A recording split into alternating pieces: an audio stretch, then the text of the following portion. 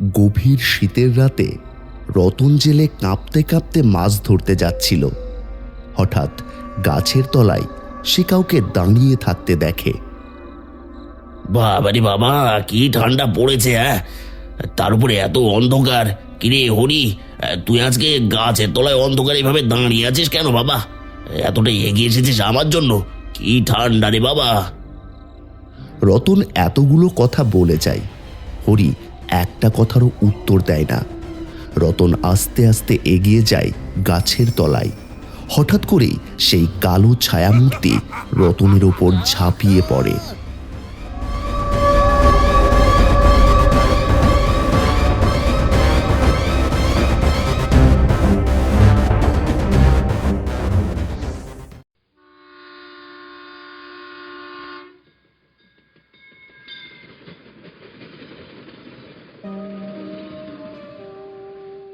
উফ, আহ, আহ, মাথাটা ভীষণ যন্ত্রণা করছে।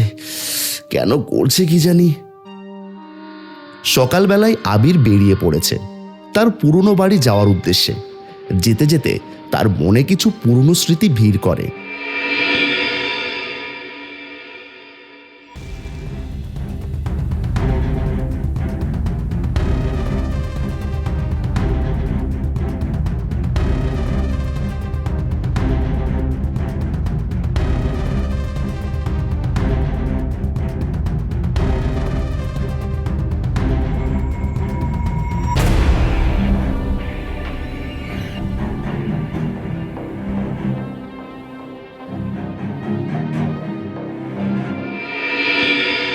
না না, এসব আমি কি মনে করছি? এসব হতে পারে না। সেই ঘটনা কেটে গেছে প্রায় ৫-৬ বছর হয়ে গেল। আমাকে তাড়াতাড়ি বাড়িতে পৌঁছে বাড়ির কাগজপত্র নিয়ে অতি দ্রুত কাজগুলো সেরে ফেলতে হবে। কদিনেরই তো ব্যাপার। গ্রামে আস্তে আস্তে অনেক রাত হয়ে যায়। প্ল্যাটফর্ম থেকে নেমে হাঁটতে থাকে। চারিদিকে অন্ধকার ঢেকে গেছে। আবির চারদিকটা একবার ভালো করে দেখে নেয়।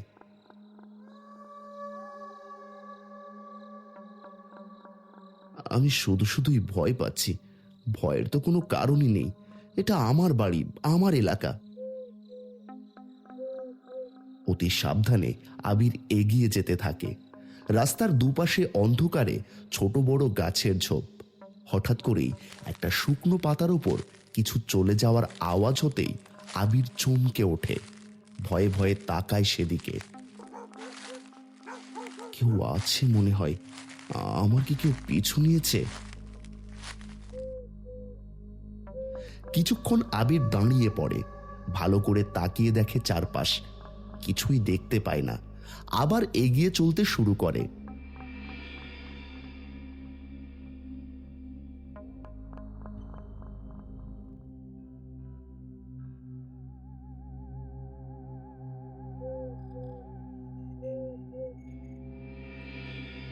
হাঁটতে হাঁটতে সে ঘরের কাছে এসে পড়ে।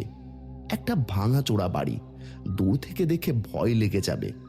চাঁদের আলো পড়তেই বাড়িটা যেন দাঁত বের করে দাঁড়িয়ে আছে বলে মনে হয়। আবির ঘরে ঢুকতেই যাবে, এমন সময় হঠাৎ তার মনে হয় তাকে কেউ দূর থেকে দেখছে।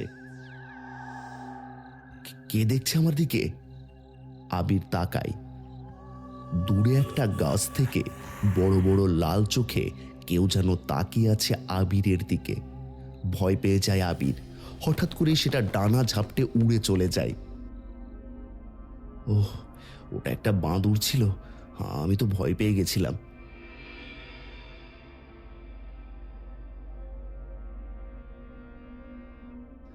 আবির এবার ঘরের দরজা খুলে ঘরের ভেতর ঢুকতেই যাবে, ঘরের ভেতর থেকে কয়েকটা ডানা ঝাপটে বাঁদর উড়ে আসে।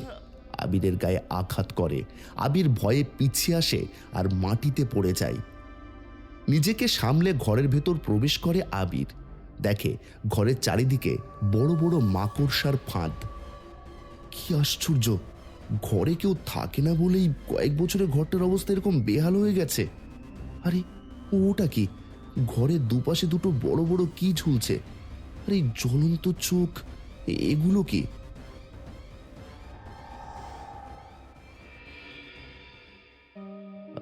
এটা বাদুর। আশা করি আমি চলে এসেছি, এবার এরা সব চলে যাবে। রাত তখন 1টা। হঠাৎ করে গোটা গ্রাম একটা কালো কুয়াশার চাদরে ঢেকে যায়। বাঁকা এক ফালি চাঁদ ততক্ষণ কালো মেঘের আড়ালে চলে গেছে। চারিদিকে অন্ধকার কুয়াশা। দূরে কোনো একটা অজানা পাখি আর কুকুরের দল করুণ সুরে ডেকে ওঠে। এদিকে রতন জেলে মাছ ধরতে যাচ্ছিল। হঠাৎ সে দেখে অন্ধকারে কেউ একজন গাছের তলায় দাঁড়িয়ে আছে। বাবারে বাবা, কি ঠান্ডা পড়েছে! তার উপরে এত অন্ধকার। কিরে হরি, তুই আজকে গাছের তলায় অন্ধকারে এভাবে দাঁড়িয়ে আছিস কেন বাবা? এতটা এগিয়ে এসেছিস আমার জন্য? কি ঠান্ডা রে বাবা! রতন কথাগুলো বলে যায়, হরি একটা কথারও উত্তর দেয় না। ভালো মতোই রতন বুঝতে পারে গাছের তলায় যে লোকটা দাঁড়িয়ে আছে সেটা হরি নয়। কিরে, কথা বল। অন্ধকারে তার চোখ সয়ে আসে। ভালো মতোই রতন বুঝতে পারে গাছের তলায় যে লোকটা দাঁড়িয়ে আছে সেটা হরি নয়। কে কে কে ওখানে?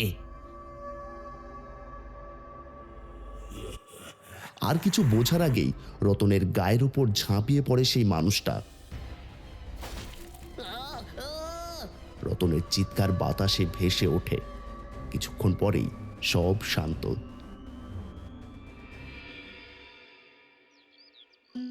পরদিন সকালে গাছের তলা একটা মানুষের খুবলে খাওয়া দেহ দেখে চমকে উঠে গ্রামবাসী।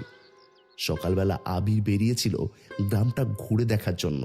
সেও এটা দেখে আঁতকে ওঠে। আরে, এ কি অবস্থা? এটা কি হলো?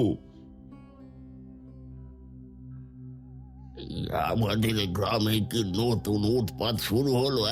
হায় হায় হায়! হঠাৎ করে বুড়ো দাদুটার চোখ পড়ে আবিরের ওপর।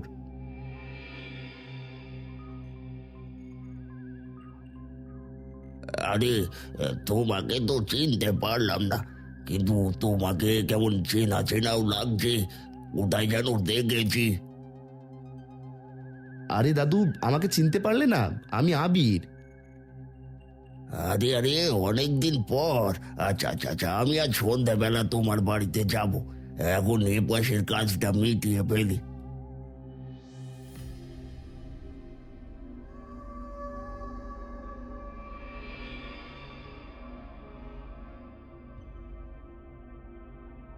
রাতের বেলায় ঘরের ভেতর বসেছিল আবির। হঠাৎ দরজায় কড়া পড়তেই আবির উঠে যায়। দরজা খুলতেই দেখে চাদর মুড়ি দিয়ে একজন দাঁড়িয়ে আছে, হাতে তার হ্যারিকেন। কে কে? আরে আবির, আমি দাদু।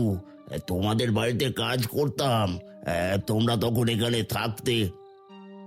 কি অবস্থা গ্রামের যে কি হচ্ছে! খোকা, রাত বিরেতে বেরোবে না, বুঝলে তো? আর আমি আগে তোদের বাড়িতে কাজ করতাম। তোর বাবা মা হঠাৎ করে নিরুদ্দেশ হয়, আমি আর এখানে থাকি না, চলে যাই আমার ছেলে মেয়ের কাছে। কিন্তু আবারও চলে এসেছি।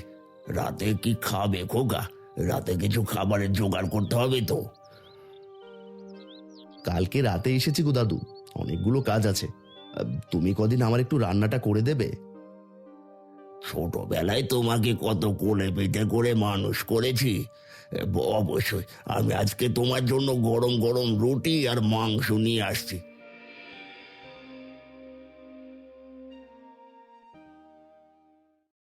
কিছুক্ষণ পর দাদু থালায় করে রুটি আর মাংস নিয়ে আসে। আমি আসি, তুই সাবধানে থাকিস।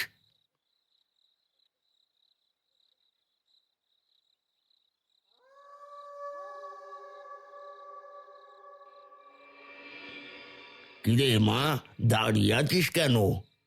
আচ্ছা দাদু, তুমি কোথায় ছিলে? গ্রামে যে কি শুরু হয়েছে, তোমার জন্য চিন্তা হচ্ছিল তো। তোকে আর আমার জন্য চিন্তা করতে হবে না, সব ঠিক আছে। দাদু আবিরের কথা অন্নপূর্ণাকে বলে। অন্নপূর্ণা সব মনে পড়ে যায়। ছোটবেলায় দুজনে কত খেলেছে। ওইদিকে রাতের অন্ধকারে আবারও চাদর মুড়ি দিয়ে বেরিয়ে পড়েছে একটা লোক। কিছুটা এগিয়ে যেতেই দেখে গাছের তলায় বসে আছে দুজন ব্যক্তি, আগুন পোহাচ্ছে। হঠাৎ করেই একজনের উপর ঝাঁপিয়ে পড়ে সেই ব্যক্তি, টানতে টানতে তাকে নিয়ে যায় গাছের তলায় আর কামড়ে ছিঁড়ে খেতে থাকে মাংস। এই দেখে আর একজন ভয়ে দৌড়তে শুরু করে। হঠাৎ করে লোকটার সামনে এসে পড়ে সেই চাদর মুড়ি দেওয়া লোকটা। লোকটার দুটো চোখ দেখা যাচ্ছে শুধু রক্তবর্ণ। হঠাৎ করে হাত দিয়ে জাপটে ধরে অচেনা লোকটাকে আর টানতে টানতে নিয়ে যায় একটা বড় গাছের তলায়। অন্ধকারে সেখান থেকে বেরিয়ে আসে সেই লোকটার চিৎকার।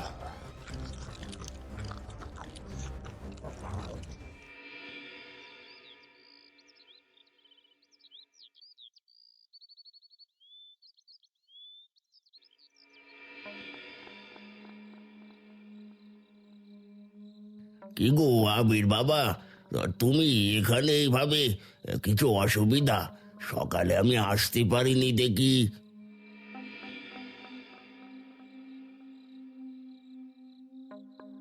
তোমার তো খুব জ্বর আছে গায়ে। হ্যাঁ, দাঁড়াও, তুমি শুয়ে থাকো, আমি তোমার জন্য গরম গরম খিচুড়ি করে আনি।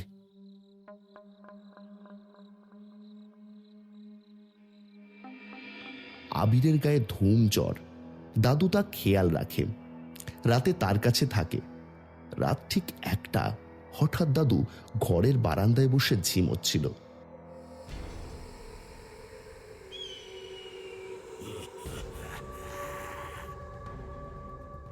কি গো আবির বাবা, তুমি এখানে উঠে এলে কেন? হ্যাঁ, কিছু দরকার?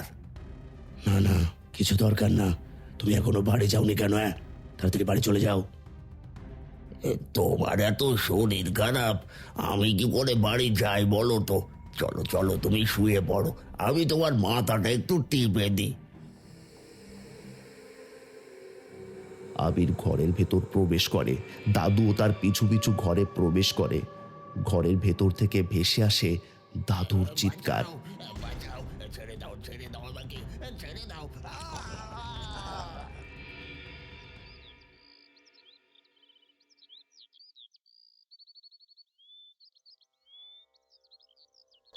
আবির, আবির, কে?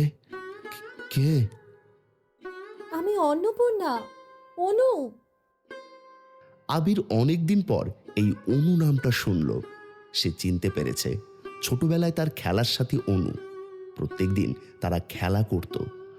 কোনো একদিন খেলা বন্ধ হলে আবিরের মন খারাপ হয়ে যেত।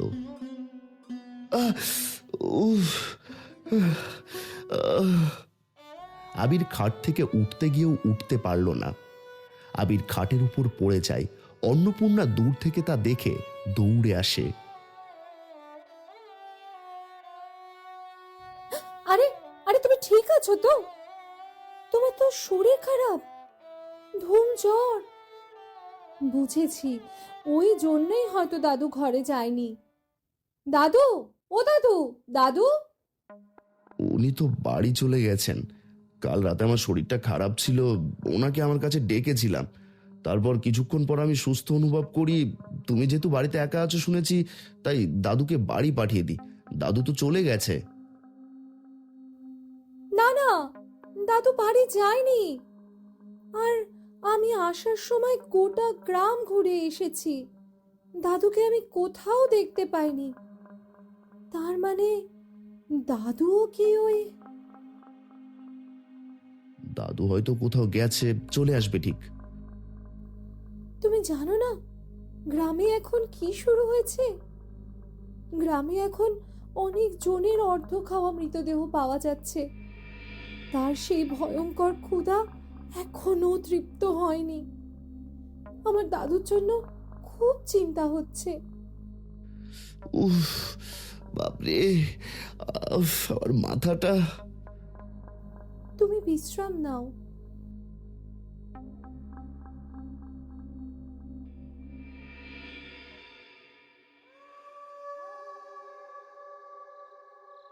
এদিকে যখন রাত 1টা, হঠাৎ করে একটা আওয়াজে অন্নপূর্ণার ঘুম ভেঙে যায়।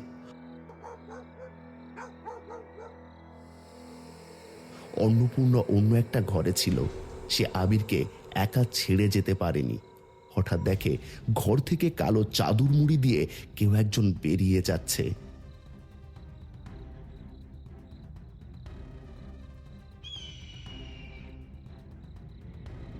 অন্নপূর্ণা পিছু পিছু যেতে থাকে।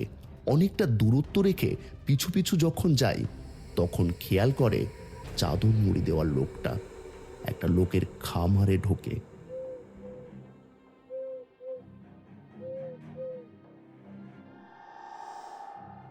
অন্নপূর্ণা নিজেকে আড়াল করে রেখে দেখে ঘরের ভেতর বসে আছে আবির।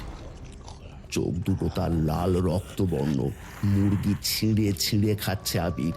অন্নপূর্ণা ভয় পেয়ে যায়। না না, এটা এটা হতে পারে না, এটা হতে পারে না।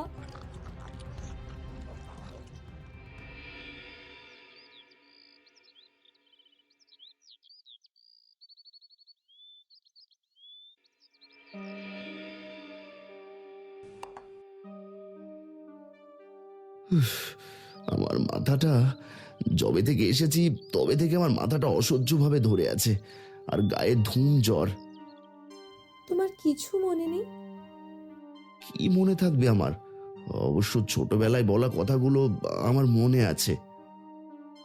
আমারও মনে আছে, কিন্তু এখন যা পরিস্থিতি মনে হচ্ছে। তুমি এখানে বাড়ি যাওনি? না, বাড়ি যাইনি ঠিকই, তবে এক্ষুনি বেরোবো। তুমি একটু রোদে বসে দেখবে, তোমার আরাম লাগবে। এই কথা বলার সাথে সাথে আবির রেগে যায়। তার চোখগুলো রক্তবর্ণ হয়, আবার সবই ঠিক হয়ে যায়। অন্নপূর্ণা বুঝতে পারে, কিন্তু সে নিজে কিছু বলে না। অন্নপূর্ণা বেরিয়ে যায়।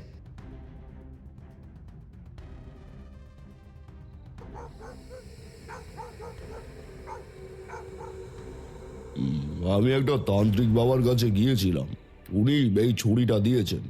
এই ছুরিটা দিয়ে একমাত্র নরখাদককে মারা যাবে, তবে একবারে বুকের মধ্যে দিয়ে দিতে হবে। দ্বিতীয়বার সুযোগ পাবে না মা। অন্নপূর্ণা রাত্রিবেলা গোটা বাড়ির চারপাশে নুন দিয়ে বন্দি করে দেয়। অন্নপূর্ণা আস্তে আস্তে জিনিসটা নিয়ে ঘরের ভেতর ঢোকে। সরে যাও, সরে যাও, তুমি আমার থেকে সরে যাও। আমি আমি আমি তোমার গায়ের গন্ধ পাচ্ছি। আমি তোমার গায়ের রক্তে মাংসের গন্ধ পাচ্ছি। নিজেকে নিজেকে আটকে রাখতে পারছি না। আমাকে আমাকে খেতে হবে। আমি একজন নরখাদক। আমরা বংশ পরম্পরায় নরখাদক। আমার সব মনে পড়ে গেছে। তুমি গ্রামের নিরীহ সাধারণ মানুষকে মেরেছো, তুমি আমাকেও মারো। আমারও রক্ত মাংস খেয়ে নিজের খিদের চাহিদা মেটাও। না না না না না না না, আমি তোমাকে খেতে পারবো না। তোমাকে খেতে পারবো না, কারণ কারণ আমি তোমাকে ভালোবাসি অন্নপূর্ণা। আমিও তোমাকে ভালোবাসি, কিন্তু কিন্তু তুমি আমার দাদুকে, গ্রামবাসী অনেককে মেরেছো। তোমাকে বাঁচিয়ে রাখতে পারি না। তোমাকে তোমাকে বাঁচিয়ে রাখলে গ্রামবাসীদের বিপদ। তুমি তুমি আমার সাথে চলো। আমরা দূরে কোথাও গিয়ে আলাদা করে সংসার করব। হয় না, তোমার সন্তান যে হবে সেও নরখাদক হবে। আমি তা হতে দিতে পারি না।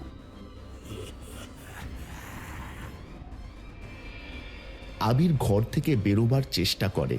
অন্নপূর্ণা সেটা বুঝতে পেরেই হাতে রাখা ছুরিটা আবিরের বুকে গেঁথে দেয়।